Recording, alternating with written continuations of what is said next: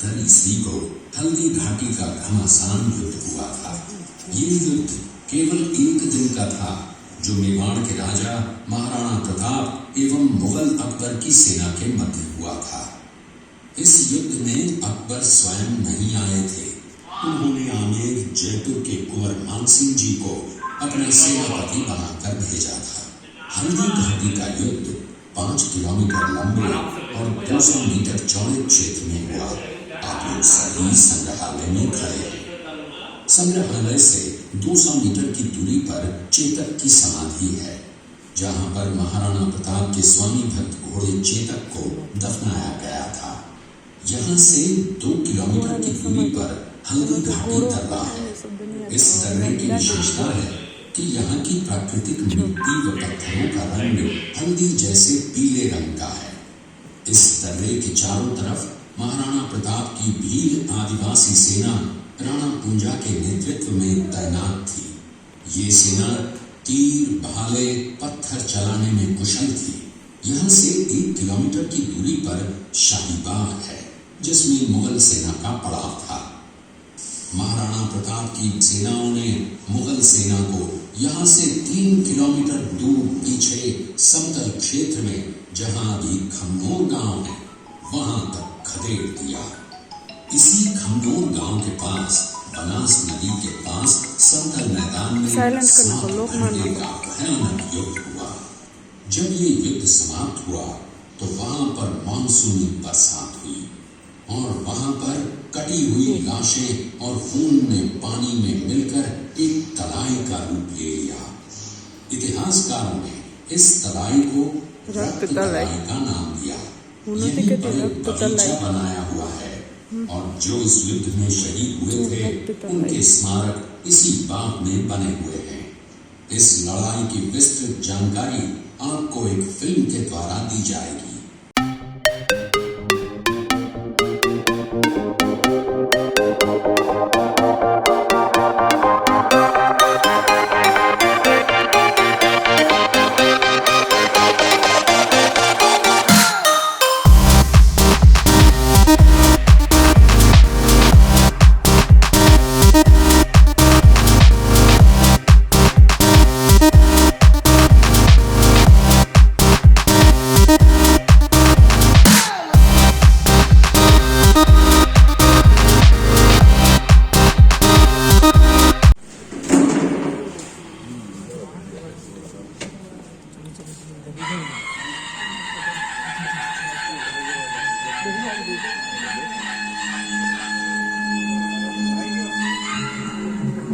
पाली जिले के अखेराज सोनगरा की पुत्री एवं महाराणा उदय सिंह जी की महारानी जयवंत कमर की कोख से विक्रम संवत 1597 में अर्थात 9 मई 1540 को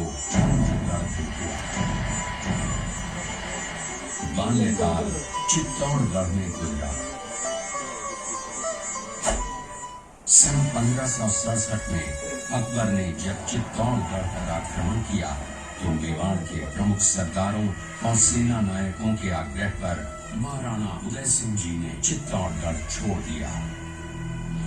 अपने देश, कुल, गौरव और मातृभूमि की मर्यादा के लिए प्राण न्योछावर करने वाले योद्धाओं और लन्नाओं से प्रताप ने न केवल सीख ली, बल्कि ये घटना उनके जीवन का आधार बन गई। अपने पिता के साथ दुर्गम पहाड़ों में रहने के बाद प्रताप ने गोगुंदा में अपना पड़ाव कायम किया। फरवरी 1572 को महाराणा उदय सिंह जी का देहांत हुआ। प्रताप की ज्येष्ठता और योग्यता को ध्यान में रखते हुए सरदारों ने उनको राजगद्दी पर आसीन किया। होली के दिन उनका गोगुंदा में राज तिलक हुआ। उस समय तक लगभग सभी राजाओं ने अकबर की यह वीरता स्वीकार कर ली थी। एकमात्र महाराणा प्रताप ने अपना मस्तक अकबर के आगे नहीं झुकाया। अपने दृढ़ निश्चय का परिणाम प्रताप अच्छी तरह जानते थे। प्रताप मुगलों से लोहा लेने की तैयारी में जी जान से जुट गए। 18 जून 1576 की सुबह हल्दी घाटी और खमनोर के मध्य एक मैदान में ऐतिहासिक युद्ध हुआ, जो बाद में रक्त तलाई के नाम से जाना गया। महाराणा प्रताप की सेना गोगुंदा से हल्दी घाटी पहुंची, जबकि सेनापति कुंवर मानसिंह जी जयपुर के नेतृत्व में मुगल सेना ने हल्दी घाटी के ठीक नीचे मैदान में अपना मोर्चा जमाया। मुगल सेना के हराबल दस्ते द्वारा घाटी में घुसपैठ करने के प्रयास की प्रतिक्रिया स्वरूप महाराणा प्रताप की सेना मुगलों पर टूट पड़ी। प्रताप के हराबल सैन्य दलों का नेतृत्व पठान हाकिम खान सूर कर रहे थे। भीलू राणा, जो राणा पूंजा के नाम से भी जाने जाते हैं, उनके नेतृत्व में भील आदिवासियों ने गोरिल्ला पद्धति से युद्ध करते हुए मुगलों के छक्के उड़ा दिए। देखते ही देखते शाही सेना में खलबली मच गई।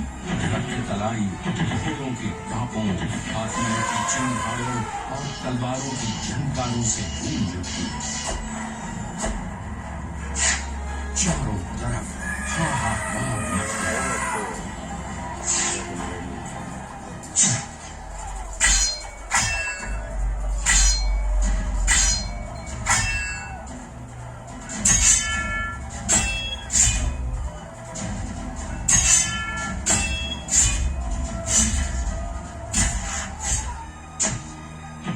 घटनाक्रम अचानक उस समय बदल गया जब प्रताप ने अपने घोड़े चेतक को एड़ लगाकर मानसिंह के हाथी पर चढ़ा दिया और उस पर भाले से भरपूर वार किया। कुंवर मानसिंह जी ने अपना बचाव किया। हाथी से उतरते समय चेतक की एक टांग कट गई। इस स्थिति को भांपकर महाराणा प्रताप के हमशक्ल सेनापति झालामान ने महाराणा प्रताप से आज्ञा लेकर उनका राजमुकुट धारण किया। मुगल सेना झालामान को महाराणा प्रताप समझकर इन पर टूट पड़ी और झालामान शहीद हो गए। उधर चेतक ने अपने स्वामी को 5 किलोमीटर तक 3 टांगों पर ही लेकर एक बरसाती नाले को पार किया। उसके पश्चात उसके प्राण पखेरु उड़ गए। इस युद्ध से महाराणा प्रताप के मन पर गहरा प्रभाव पड़ा। परिणाम स्वरूप उन्होंने मुगलों पर विजय प्राप्त करने तक राजसी ठाट बाट छोड़ने और पत्तों पर भोजन करने का प्रण लिया, जिसे उन्होंने जीवन भर निभाया। महाराणा प्रताप ने अपना सैन्य बल बढ़ाकर सर्वप्रथम अरावली पर्वत की घाटियों में बसे दिलेर पर चढ़ाई कर विजय प्राप्त की।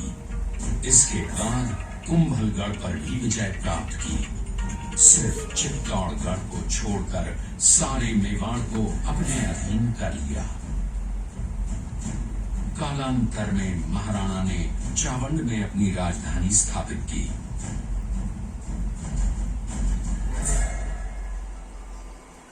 19 जनवरी 1597 को राणा प्रताप ने मात्र 57 वर्ष की आयु में इस संसार से प्रयाण किया।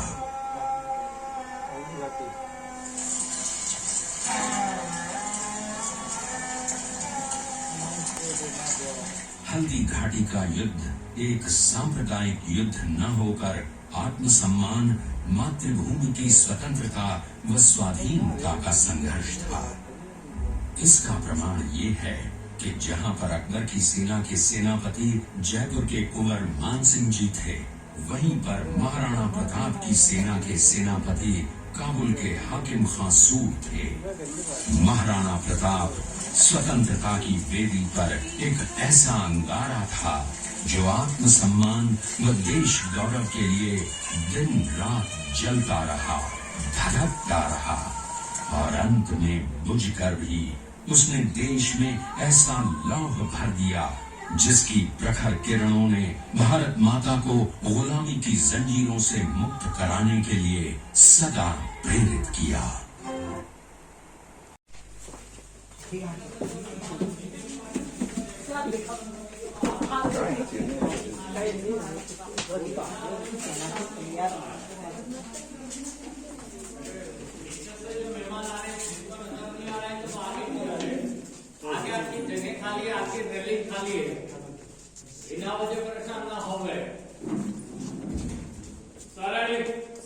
अपनी प्रतिज्ञा का पालन करने के लिए वनवासी जीवन व्यतीत करने लगे। उनके पास पर्याप्त संपत्ति नहीं थी, तो उनके वित्त मंत्री भामाशाह ने अपनी सारी सुख सुविधा को छोड़कर अपने राजा को स्वयं का धन 25 लाख रुपए व राजकोष में 20,000 अशर्फियां देश के लिए अर्पित की, जिससे महाराणा प्रताप ने 12 वर्षों तक अपनी सेना को संगठित किया, सैन्य शक्ति को बढ़ाया और मेवाड़ मातृभूमि को आजाद करवाया। इस किले का निर्माण महाराणा कुंभा ने करवाया था। इस किले के अंदर 9 मई 1540 ईस्वी में महाराणा प्रताप का जन्म हुआ था। इस किले की ऊंचाई समुद्र तल से 3568 फीट की है। इस किले की दीवार 36 किलोमीटर तक फैली हुई है। इस दीवार का नाम ग्रेट वॉल ऑफ चाइना के बाद द्वितीय पायदान पर दर्ज है। इस किले के अंदर 360 प्राचीन मंदिर हैं। उन मंदिरों में से जग प्रसिद्ध महादेव का मंदिर सबसे प्राचीन है। कुंभलगढ़ किला यहाँ से 65 किलोमीटर की दूरी पर है। चित्तौड़गढ़ का है। इसी किले के अंदर महाराणा प्रताप का बचपन बीता था। इस किले की तलहटियों में महाराणा प्रताप ने अपने गुरु से शिक्षा प्राप्त की थी। ये किला 12 वर्ग किलोमीटर में फैला हुआ है। इस किले पर जब भी विदेशी आक्राताओं ने आक्रमण किया और उस आक्रमण में कोई भी राजा व सैनिक वीर गति को प्राप्त कर लेते, तो उनकी रक्षा करने के लिए जलती हुई अग्नि में कूद प्राणों को त्याग देती थी। जौहर हुए थे। प्रथम जौहर 1303 ईस्वी में रानी पद्मिनी ने 16,000 स्त्रियों वीरांगनाओं के साथ जौहर किया था, सिर्फ अल्लाउद्दीन खिलजी के कारण। दूसरा जौहर 1535 ईस्वी में दिल्ली के शासक बहादुर शाह के समय में रानी कर्मावती ने वीरांगनाओं के साथ किया। और तीसरा जौहर 1568 ईस्वी में सम्राट अकबर ने चित्तौड़गढ़ पर आक्रमण किया।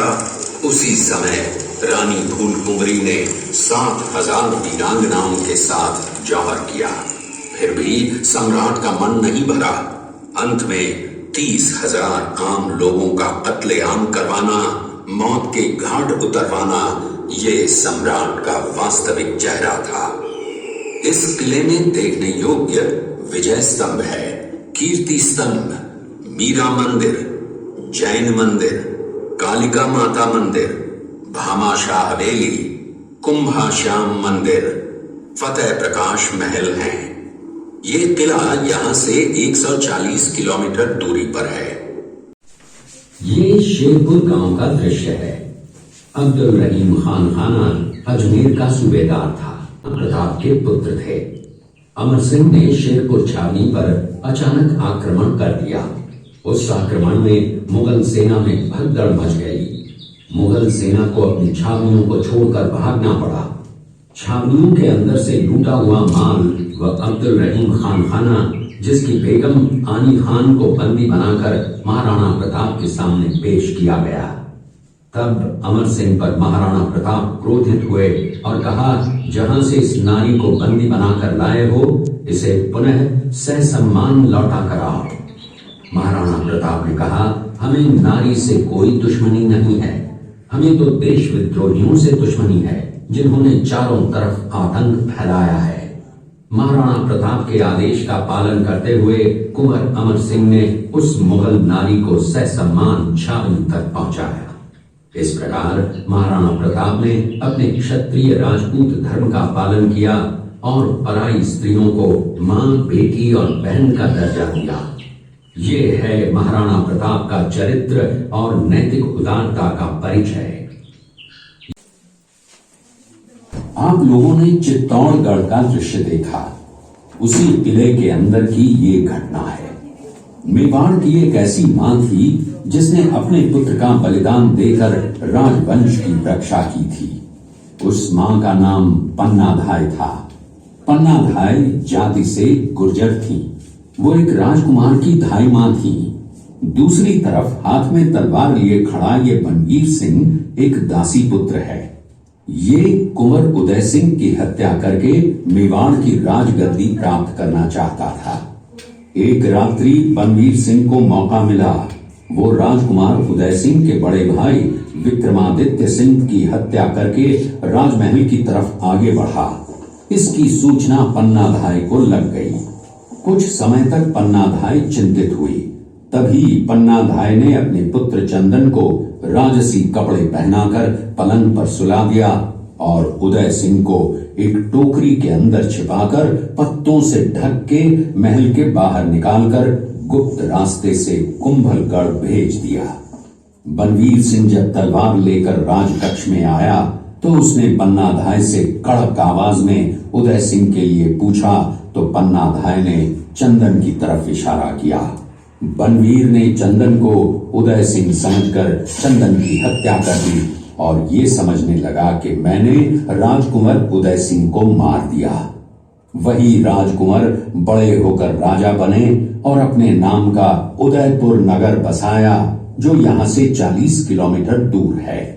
और उन्हीं के पुत्र महाराणा प्रताप हुए जिन्होंने हल्दी घाटी का युद्ध लड़ा और आज हम लोग उनका इतिहास यहाँ पर देख रहे हैं।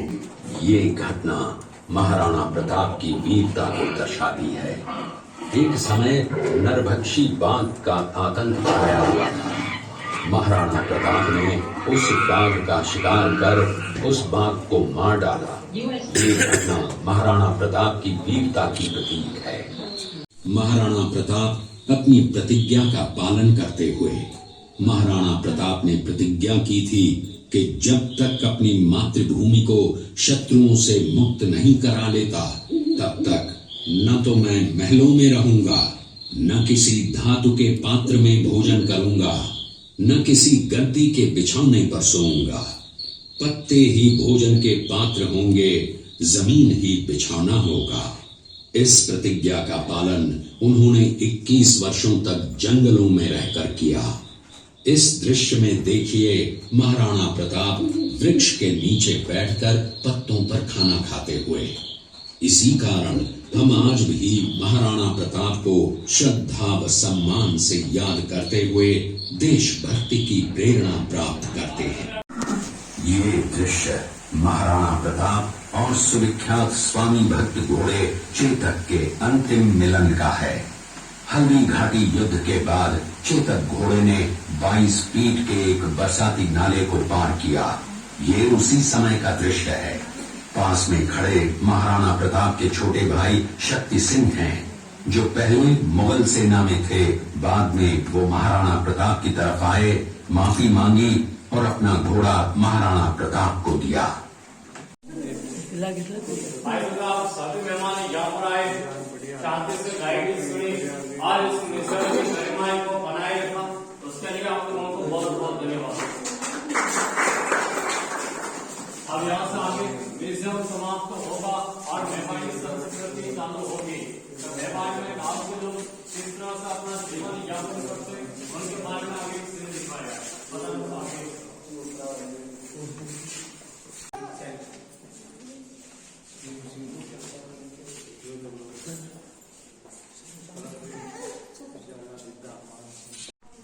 में मिठाई में मेकअप में पूजा में काम आता है। जामुन का अर्क बढ़ता है डायबिटीज वालों के लिए।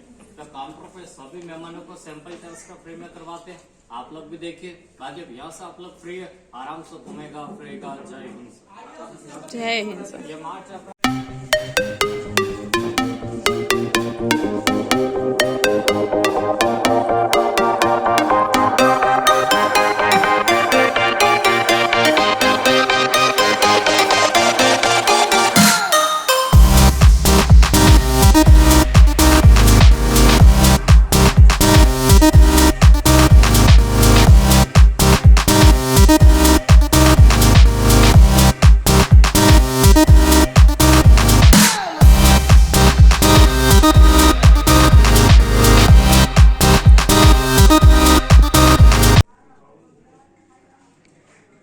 ऐसे पुरुष और नारियां हुआ करती थी, अब मॉडर्न टाइप की है।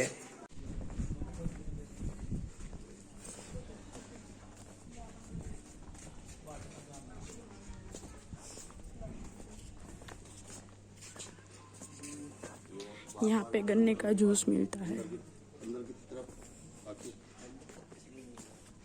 Look at this guys.